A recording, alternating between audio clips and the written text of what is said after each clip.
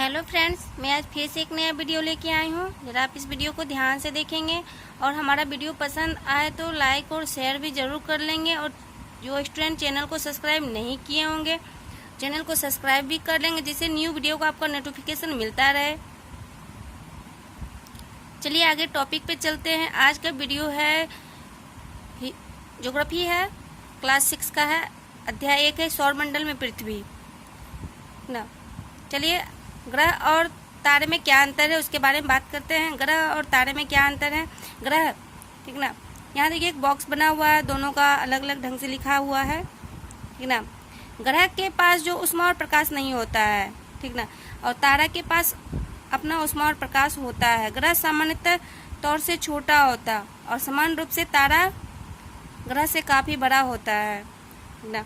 आप अपने नोटबुक में फेर भी करते जाएंगे, ठीक ना। बहुत ही इम्पोर्टेंट है, क्वेश्चन है सब ना। सूर्य पृथ्वी से 108 गुना बड़ा है, ठीक ना। आगे देखिए सौरमंडल से आप क्या समझते हैं। सूर्य जो 8 ग्रह, उपग्रह तथा अन्य कुछ खगोलीय पिंड से मिलकर सौरमंडल का निर्माण करता है, सूर्य वही सौरमंडल हो जाता है, ठीक ना। सूर्य सौरमंडल के मध्य में स्थित है। ग्रह अपने निश्चित कक्षा में सूर्य के चक्कर लगाता है। मैं वीडियो बहुत स्लो बनाई हूँ जिससे आप लोग को लिखने में कोई परेशानी नहीं हो। अगर कहीं किसी को कुछ दिक्कत होता है तो आप हमें कमेंट बॉक्स में लिख के भेज सकते हैं ना। चलिए आगे चलते हैं।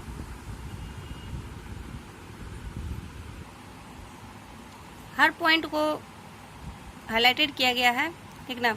ग्रह क्या है, नहीं सॉरी, उपग्रह ग्रह के चक्कर लगाता है। यहाँ पे एक देखिए BBI करके है, ये बॉक्स बना करके हुआ है, तो उसमें है सौरमंडल का मुखिया कौन होता है, सूर्य होता है, ठीक ना। चलिए आगे चलते हैं। सूर्य से उनकी दूरी के अनुसार सभी ग्रहों के नाम लिखे। हाँ, ये बहुत इंपॉर्टेंट है, जो आपको सीटेट में पूछ सकता है कि सूर्य के दूरी से उनकी, ठीक ना, अनुसार सभी ग्रहों के नाम लिखे। चलिए देखिए बुध है, शुक्र, पृथ्वी, मंगल, बृहस्पति, शनि, यूरेनस तथा नेपच्यून, ये 8 ग्रह हैं, ठीक ना। इसको एकदम ध्यान में रखिएगा। आपको इसका याद करने का एक ट्रिक भी बता देते हैं कैसे इसको आप माइंड में रख सकते हैं। देखिए एक कॉलम बना लीजिएगा, जिसे बुध आएगा, बुध के बाद क्या होता है, तो बृहस्पति होता, तो यानी एक के बाद एक को आप छोड़ दीजिए, ठीक ना।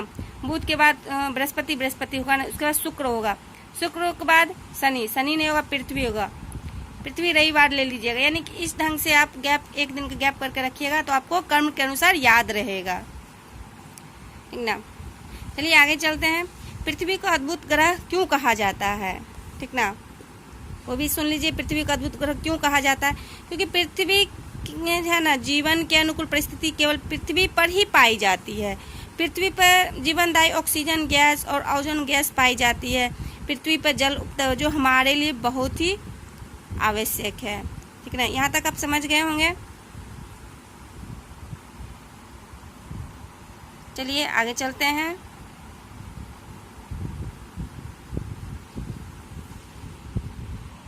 यहाँ देखिए अगला क्वेश्चन है, हम हमेशा चंद्रमा के एक ही भाग को क्यों देख पाते हैं। बहुत ही इम्पोर्टेंट है, ठीक है, क्योंकि हम हमेशा चंद्रमा को एक ही भाग क्यों देख पाते हैं। चलिए देखते हैं आंसर इसका क्या है। चंद्रमा लगभग 27 दिन में पृथ्वी का एक चक्कर पूरा करता है, ठीक ना, तथा यह अपनी धुरी पर भी एक चक्कर पूरा करने में लगभग 27 दिन का समय लेता है।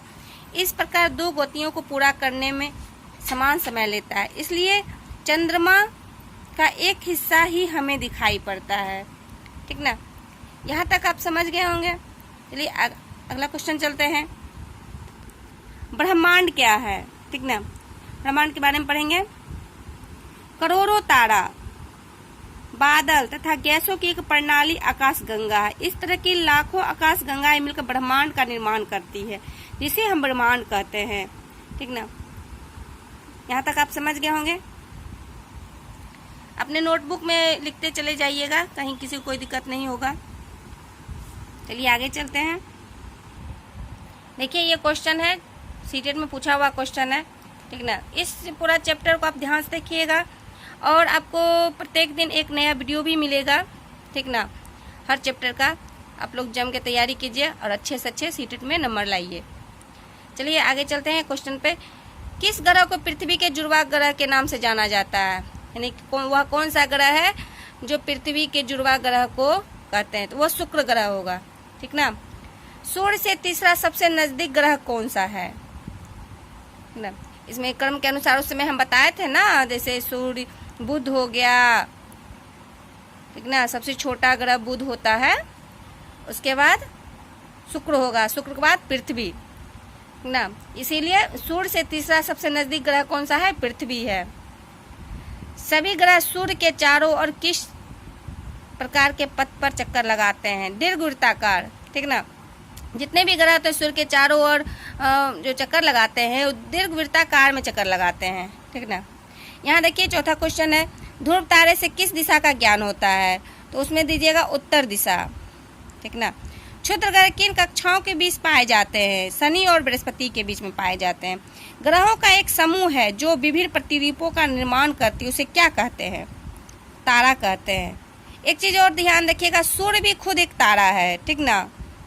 इसलिए ग्रहों का एक समूह है जो विभिन्न प्रतिरूपों का निर्माण करती है, उसे क्या कहते हैं, तारा कहते हैं। चलिए आगे चलते हैं। अगला क्वेश्चन है, तारों की एक बहुत बड़ा प्रणाली को क्या कहा जाता है, ठीक ना, उसे आकाश गंगा कहते हैं। कौन सा ग्रह पृथ्वी के सबसे करीब है, उसमें बताए थे ना, तीसरा ग्रह कौन सा है, पृथ्वी है, ठीक ना। अब पृथ्वी के करीब कौन होगा, मंगल हो जाए, क्योंकि उसके बगल में है, यानी बुध हो गया सबसे छोटा ग्रह, उसके बाद शुक्र हो गया, ठीक ना, शुक्र के बाद पृथ्वी हो गया, पृथ्वी के बाद मंगल हो गया ना। यानी इसीलिए कौन सा ग्रह पृथ्वी सबसे करीब है, मंगल ग्रह है। कौन सा ग्रह सूर्य से तीसरा सबसे नजदीक ग्रह है, उस समय बताए थे वह कौन सा तीसरा का जो सूर्य के सबसे नजदीक ग्रह है, पृथ्वी हो गया, ठीक ना। यहाँ पर देखिए, यहाँ आपको बताया है ग्रहों के पास अपनी खाली स्थान है, ठीक ना, ग्रहों के पास अपनी उष्मा और प्रकाश नहीं होती है। सही बात है, ग्रहों के पास उष्मा और प्रकाश नहीं होती है, क्योंकि तारों के पास अपना उष्मा और प्रकाश होता है, ठीक ना। चलिए आगे चलते हैं।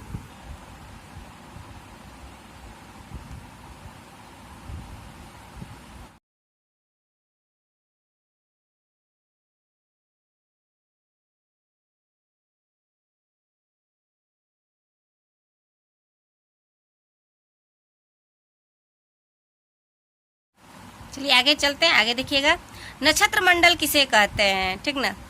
इस तारों को विभिन्न समूहों द्वारा बनाई गई आकृतियों को नक्षत्र मंडल कहते हैं। ध्रुव तारा किसे कहते हैं, दिशा को निर्धारण करने वाली जानकारी जो हमें प्राप्त होती है, ठीक ना, उसे हम ध्रुव तारा कहते हैं। ध्रुव तारा कौन सा दिशा में है, उत्तर दिशा में है, ठीक ना।